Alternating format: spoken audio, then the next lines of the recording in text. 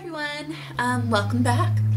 This is my everyday look, and so I just wanted to show you guys how I put this together. And on my blog I actually have my friend Kristen modeling this because I think it's very versatile and works for everybody. So I guess that's all. Let's just get into it.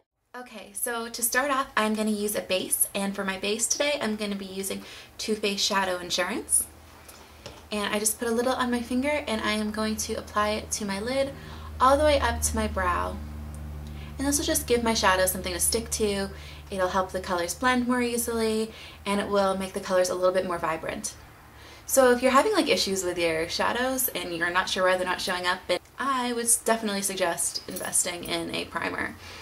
And then I'm going to use a second primer, and it is called Rubenesque. It is a Paintpot, which I am slightly obsessed with. It is just a beautiful golden color, but it has like a lot of pink and peach tones in it. And it looks great on all skin tones, from really fair to people with really dark complexions. So if you have a different complexion than mine, don't worry about it. This will look lovely on you too. Okay, so my next step is to use a flat shader brush. I'm just going to put the color Expensive Pink on this. Expensive Pink is a beautiful medium colored true pink, but it has so much gold in it. So again, like, you have all these peach kind of colors coming out, but they're all shimmery and very rich looking. It's also a Velux pearl finish, which I personally really love because it reminds me of all the shadows that I grew up with, but they're just in a much more sophisticated color palette. And I think they just look lovely on everyone's eyes. And I'm not a huge shimmer person, and they're full of shimmer, but I think they're beautiful. So I would look into them if you're thinking about starting out in grabbing some makeup and whatever. And then the next color I'm going to use is called Vanilla, which is just kind of like a highlight shade. It's a little bit light. Okay, it's like a lot lighter than my skin tone. Who am I kidding? But it's like, it's a satin finish, so it's almost matte, but it has like a little bit of shimmer in it. So I just put it on this like flat kind of brush that I got at CVS. And I'm going to place this at the highest point of my brow and blend out and then blend in. And what this will do is it will define your brow, and it will make this area of your eye open up and pop a little bit more. It makes your eyebrow just look that much better, and then it opens up your eye. And then the next color I'm going to use is actually not a shadow. It is a blush. And this is also by M.A.C. It is called Blunt, which is a matte shadow. And it is a really, really warm brown. Kind of a medium to a darker brown. I don't have any shadow that looks just like this. I have some that are lighter, some that are darker. But this one's just my favorite, and I think it blends fairly well into this look. So I'm just going to use this on this is like a 222 brush, which just has like long, stiff, dome bristle type thing. Whatever. And I'm going to start by putting it on the outer corner of my eye, kind of anchoring it there by making small little circles. And then I'm just going to try to gently pull it in and pull it up and over. So anyway, you just want to make sure your two eyes are even as much as possible. So I'm going to add a little bit more color to this.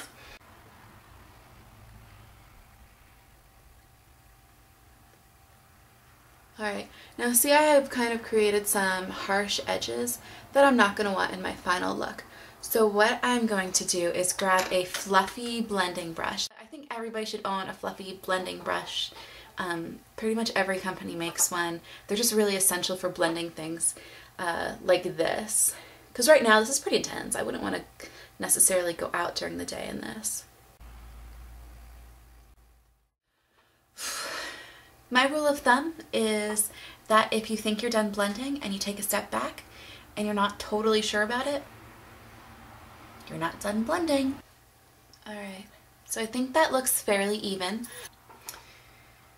So for my next step, I'm going to use a really black inky liner by L'Oreal called Liner Intense. They stuck a U in the middle of liner. Not really sure what to do with it.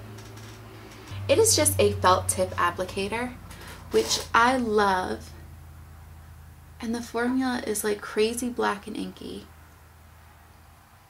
which is really lovely for liquid liner. However, I have noticed when I use this on other people, if you have any sort of like a hooded eye, if your upper lash line touches any other part of your eye, this might actually be a very difficult liner for you to use. It's just so inky that it runs and smears really, really easily. So you have to be very careful and very patient in letting it dry, so it doesn't like get into your crease or wherever else on your eye. And then my next step is to use a waterproof pencil liner. This is by Urban Decay. It's a 24/7 liner in 0. I don't know. And basically what I'm going to do with this is line my upper waterline. And this looks disgusting. So if you want to fast forward, you can. If not, bear with me.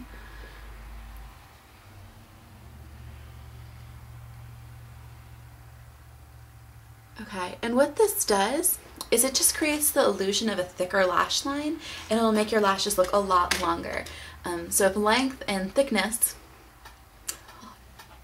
that's what she said. It's just a really good trick. So, okay. So then I'm going to take the world's cheapest eyelash curler. It was legit $1 at Target. It's like e.l.f. And basically you just want to curl your lashes at the base and hold it for a couple of seconds, and then move up and curl again, and then move up if you have more lashes like I do. And basically it just opens up your whole eye area. It's like a push-up bra for your face. So if you do not have a eyelash curler, I would totally suggest you get one, and a push-up bra if you don't have one of those either. Anyway, I'm going to use Maybelline Full and Soft Mascara, which has a really thick wand, and the bristles are packed really densely together, which is really good, I have learned, for people with long lashes like myself. A lot of times mascaras will clump my lashes quite easily because they're so inky, and if the bristles are far apart, it leaves room for them to like push my eyelashes together in a point, which is not a good look, I think, for most people. And then I'll just spread whatever's left down here on my bottom lashes, because I do like to do that.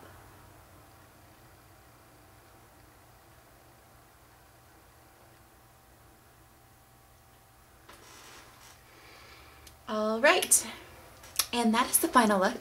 So I'll zoom out. And then for the rest of my face, I just used Bare Essentials foundation in light. I'm back from medium tan to light, so that was pretty exciting. And then on my cheeks, I'm wearing NYX or NYX blush in hot pink, which I really like because I think it gives like a natural finish to the skin. And then on my lips, at some point tonight, I was wearing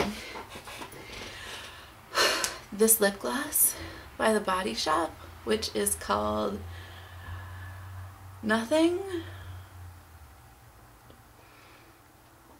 This gloss doesn't seem to have a name on it, which is fine.